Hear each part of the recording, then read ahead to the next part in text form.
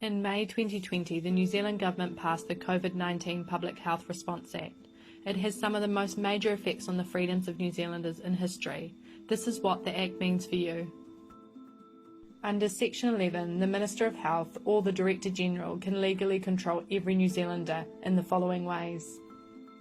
Effectively detain anyone within their home or any place the government chooses, overriding your right to freedom of movement under the Bill of Rights Act. Stop you from seeing your loved ones, family and friends, or create rules about what you have to do in order to see them. Control all movement of people throughout the country. Control what businesses can open and how they can operate. This includes controlling how you can get basic things you need to survive, like food, water, clothing or fuel. They also have completely unlimited authority to detain you wherever and however they want. If the government decides to make concentration camps and move you into them, then they legally can, as long as they can claim it is for the control of COVID-19. Remove your right to peaceful assembly, protest, religious practice, or go to any public event. Report at a location and a time of their choosing, and be subject to any medical test they decide. Order compulsory contact tracing and monitor every move you make in your daily life.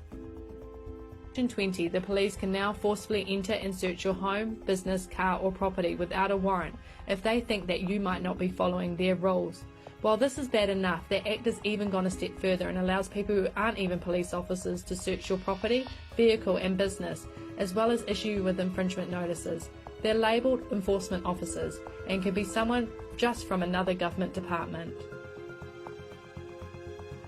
Previously, the government was able to have a lot of control over the New Zealand public during a state of emergency or while there was an epidemic notice in force.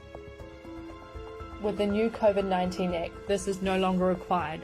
The Prime Minister now only needs to believe that there is a risk of an outbreak or the spread of COVID-19 and can then control nearly every aspect of your life. By definition, COVID-19 is a contagious disease and is always at risk of being spread, so the Prime Minister has freedom to authorise this at any time. The controls over your life are decided by the Minister of Health, who is currently David Clark. It is worth noting that David Clark has no formal health qualification or experience. Although he is required to have input from the Director-General and other ministers, he can then implement any control he chooses from Section 11. Even if other ministers disagree with them, they will still remain in force for 60 days or more.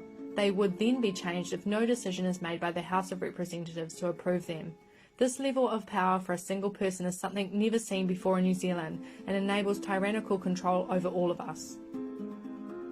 In summary, the bill has been rushed through Parliament with no public input and hardly any publicity of the actual details. It means the government can have tyrannical control over you and ignore all your rights without New Zealand even needing to be in a state of emergency. As people are waking up to the reality of this, there are a lot of New Zealanders who are starting to act. The time is now to let this government know that this is not the New Zealand we know, is not the New Zealand we want, and we won't sit down while our human rights are destroyed.